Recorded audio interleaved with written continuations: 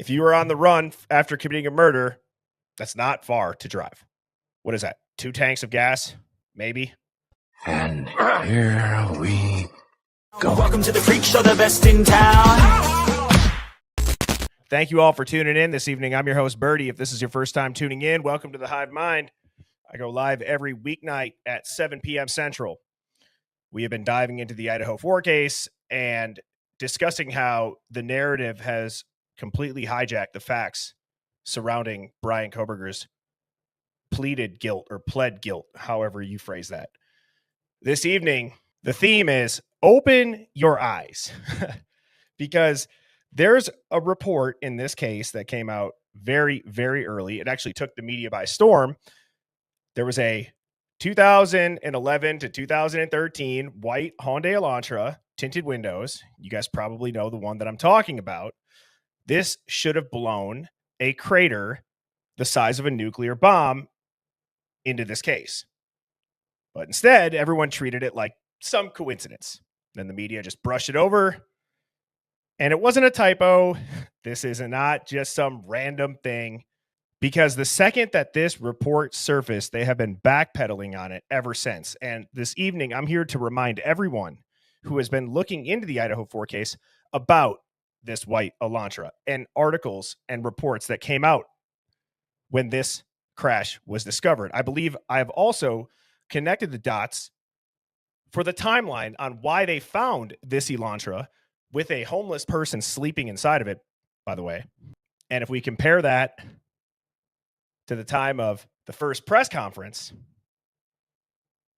about the Idaho 4, it gets very, very interesting. So buckle up this evening, Hive.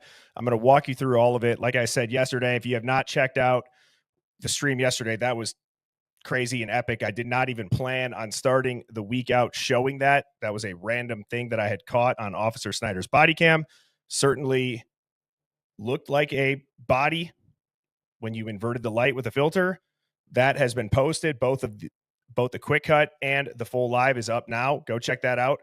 But I told you yesterday, there's going to be a progression of a theme this week. And that theme is, let's not just go back to the beginning and relook at stuff.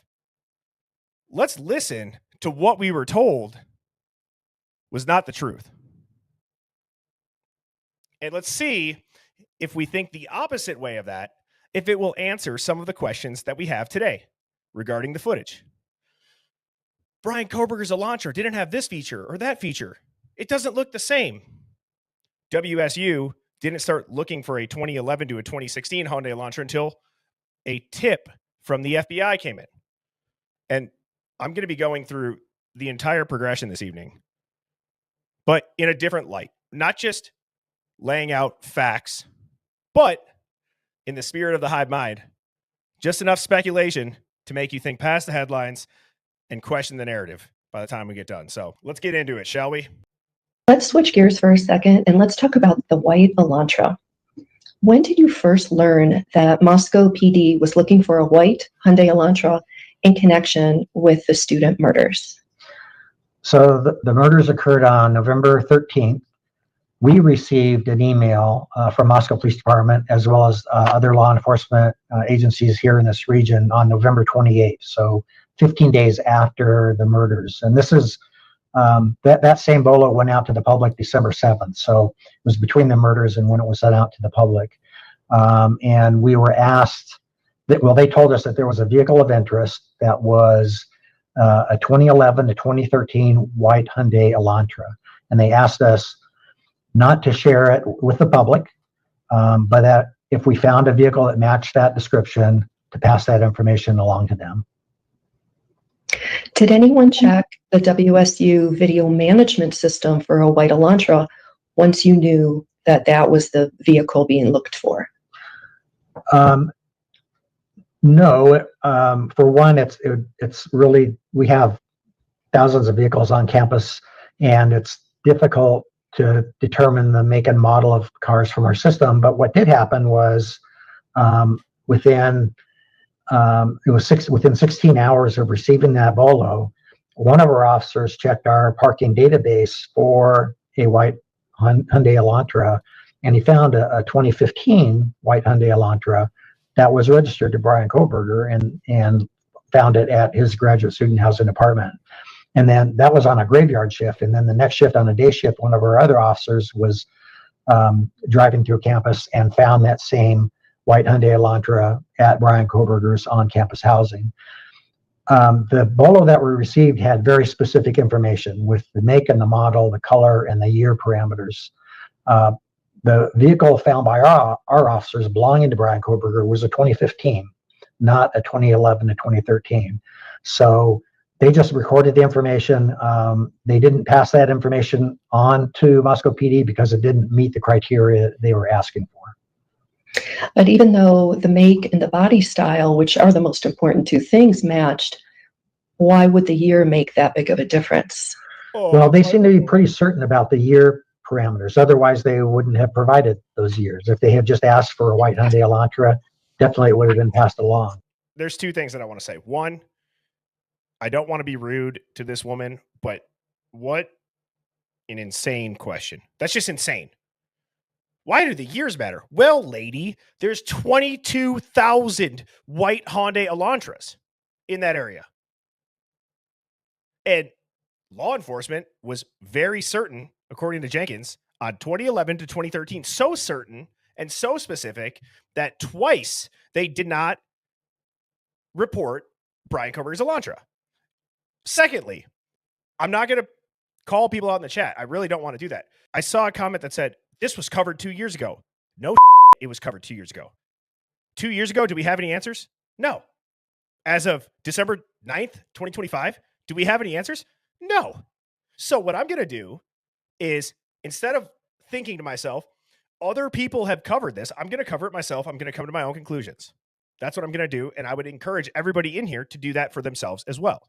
There are so many examples, not only in this case, but just in life, in any other story. When you go back and you rewatch something years after the fact, things hit way differently. It's one of my taglines for the Hive, is that thinking different hits different. And especially when a chunk of time has gone by, you can absolutely see a different narrative playing out when you're not so emotionally involved in it. Going back to this woman, it's absurd. It's actually insane that you would ask why the year is so important. What you just said is one of the most insanely idiotic things I have ever heard. At no point in your rambling, incoherent response were you even close to anything that could be considered a rational thought. Everyone in this room is now dumber for having listened to it. I award you no points, and may God have mercy on your soul. Anyways, you guys heard that right there. They were very, very specific, 2011 to 2013, and don't let the public know if you find it. This was put out 15 days after. Keep that number in your head. 15 days after. Why? Why 15 days after, and why still not tell the public? Why so specific, 2011 to 2013? This is on December 20th. This article was written. I'm going to go through a couple of these. The title of this is Police Crashed Car Found in Oregon Has No Connection to Idaho Quadruple Murder. Authorities in Idaho announced on Tuesday a white Hyundai Elantra involved in a crash in Oregon has no connection to a quadruple murder. All right. I want you to notice something about the damage of this car. What does anybody notice about it? Let's think critically. Let's actually think like detectives. Let's not convince ourselves that we're just speculating. Let's use our brains. We all have the ability to critically think. Let's look at this. It looks like it either rear-ended the shit out of somebody, wrapped itself around a pole. What is no longer on the car that would really, really identify what year a Hyundai Elantra is? U of I murder investigation tonight. New information about a white Hyundai Elantra that was found crashed in Eugene, Oregon. Moscow police have been looking for a car like that in recent weeks, saying the driver and any passengers may have information that could be helpful in the case of 4 University of Idaho students who were killed last month. The car in Eugene looks like this stock photo. Moscow police say they confirmed with detectives in Eugene that it was involved in a crash and was impounded. They say that car is registered out of Colorado, and the owner is not believed to have anything to do with the murder investigation. I want you to listen to this. They're telling us. They're telling us, and they don't even know they're telling us. Okay, if you have been following this case and you know the suspicions about this car and about people involved and who this car might be tied to and why they might say the owner has nothing to do with it, just listen. That car is registered out of Colorado, and the owner is not believed to have anything to do with the murder investigation. Colorado, and the owner is not believed to have anything to do with the murder investigation, effectively ruling this Elantra and the woman who drives it out. Moscow investigators are going through about 22,000 Hyundai Elantra records in the U.S., hoping to pinpoint the ones seen on surveillance footage the night of the murders. Again, no license plate on this. The night those students were killed, and they have long said that whoever was in the car could have critical information. Well, now they are aware of a white Hyundai Elantra located in Eugene, Oregon. That's the car you're looking at right now. We also just learned from Moscow police that car is registered out of Colorado. They believe it has no connection to the property in Moscow. I know there's been some questions about the leadership in this investigation. What I want people to know is this is a... Dude, this feels like, again, if you're easily rattled or if you're offended on behalf of others and you don't know how to think critically or think past the headlines, just turn this off right now, because this is probably going to piss you off. But I'm telling you, this police chief looks like he just turned his camera on for a school project that he has to submit before midnight. Moscow Police Department investigation. We're utilizing the resources of the FBI and state police, but we pick the investigators. My command team oversees this. We have 94 years of experience between us, and we're going to continue to work this case. We're going to continue to work it to the completion. We have a lot of resources that we're utilizing, but we still ask for your help. We ask for any tips that you might have, anything that you might be able to give us. We're going to take a look at those, but be assured that this investigation is the Moscow Police Department's, and I am the chief, and we're going to follow through with this. And just know that from the very beginning of this, we've been a unified group, and we make decisions together. But those ultimately, I stand behind to the end. I'd like to update you on our tips so far. We've received 7,600 email tips. We received 4,300 phone tips. We've received 4,500 digital tips. All of this helps build the picture that we're trying to put together here to solve this case. What we want you to know is we appreciate all your help. We appreciate everything that you've done, but we're asking that if you have anything additional, please just send it to us through our tip line or through our email tip line. Just send it to us through our email tip line for us to never look at it again. And that's right, Discord Dawn. 94 years between all 200 of them. We have so many resources. Jesus. We appreciate that. They have had a lot of tips coming in, including one about this white Hyundai Elantra that was found in Eugene, Oregon. At this hour, police are saying it had nothing to do with the murder that we know of so far. When he spoke with Fox Digital, he said this, quote, "Now they're reaching out and they're going to look to the community to see if this individual borrowed this car." Police have explicitly said that it was the killer driving the Elantra that night, only that this person or person inside the car likely have critical information about the case. So we also don't know exactly what they meant by borrowed, whether they're saying the car was lent to somebody or maybe stolen. But if they find that car, could the digital forensics actually help pinpoint exactly where that was that all night, like where the car ended up being all night? Because that would be huge, right? That would be. They could do that. A promising lead in the University of Idaho slayings turns out to be a dead end. Police say the white Elantra found abandoned in Eugene, Oregon, is not believed to have any relation to the ongoing murder investigations. The owner has been identified. She lives in Colorado. She spoke to cops and said the vehicle was abandoned after a collision. She has no known connection to Moscow, Idaho, or to any of the 4 victims. The latest blind alley is triggering more heat on the cops from the family of slain Kaylee Gonsalves. Attorney Shannon Gray says the lead investigator has only 2 years experience. We've been questioning some of their decisions and, why they didn't release a general statement to the public within 24 to 48 hours about someone might have had injuries to their forearms or their hands. I mean, those injuries will have been healed up by now. I spoke with police spokesman Aaron Snell. They're referring to the lead detective as a rookie and that he's in over his head here. we have qualified and quality people working on this case. Those types of comments, aren't always helpful, but, we're going to keep working on, we're going to keep pushing, and we're just going to do what we do, and that's the investigation of a criminal act. Now I'm going to give a shout out to Jay and Bree for this. It's a short clip. This is a video from Pav. I don't know if he put this out today, yesterday, 2 days ago, but he put it out recently. When you look at it from this perspective, it's like a little teardrop. And it's small in comparison to, say, the 2015 model you see over here that has the much more extended fog lamp.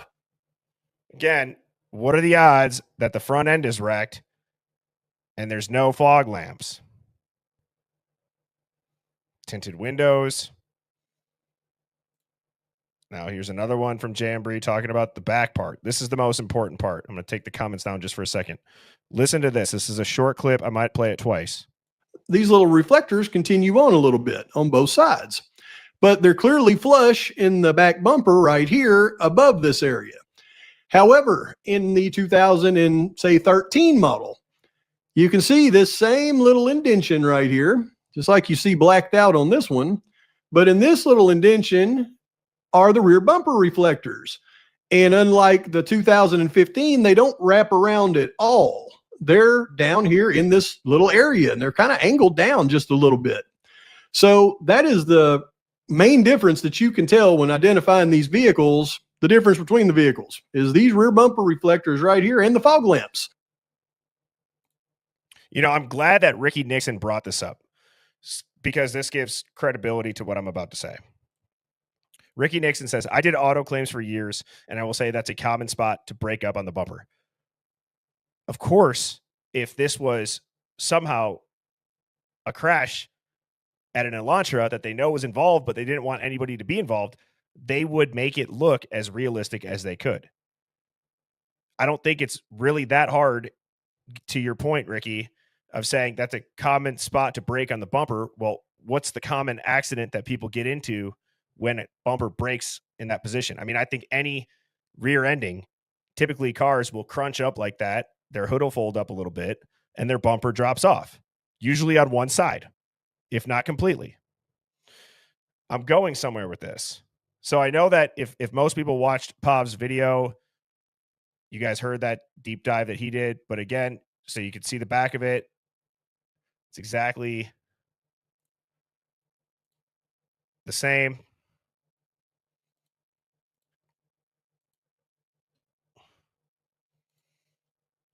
There's another angle of it.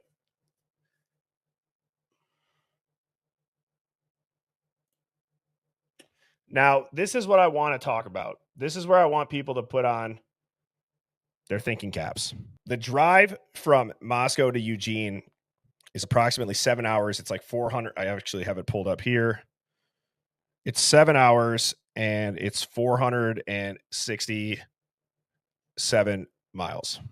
If you were on the run after committing a murder, that's not far to drive. What is that? 2 tanks of gas? Maybe. For the next 5 minutes, think big picture. White Hyundai Elantra, tinted windows, matches the exact year, make, model, everything. It's within 8 hours away in Eugene, Oregon, travels highways that go directly out of Moscow, Pullman, right? That entire highway system. You're not going out of your way at all. You're going one direction for 7 hours, having to stop maybe twice to fill up with gas only. It matches the exact description, and right away, just like right away in the rumor control, they said the victims were asleep. They were not bound and gagged, and that the 2 roommates are not considered to be suspicious.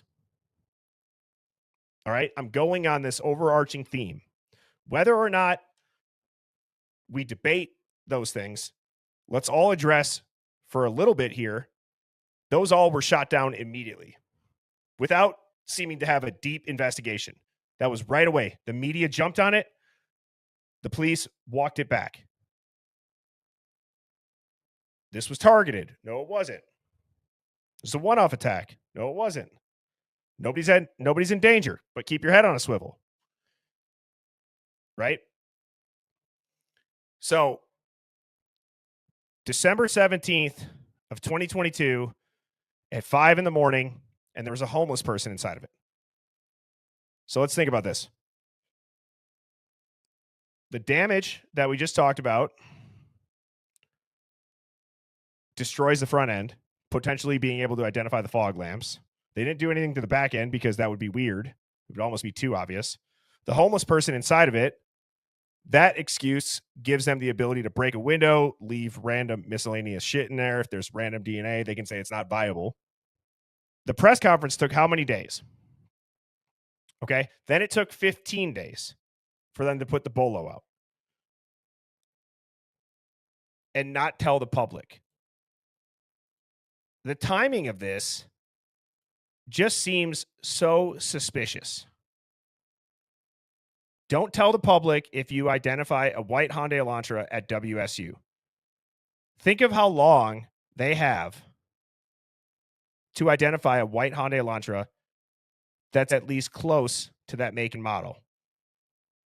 And it just so happens to be a criminology student who's studying everything that he is in regards to plea deals. I'm telling you, this has been in our face the entire time. And then what's even more interesting is if you go to the intersection footage, okay, as anybody would notice within 2 seconds of seeing this, you would realize this is not Brian Koberger's car.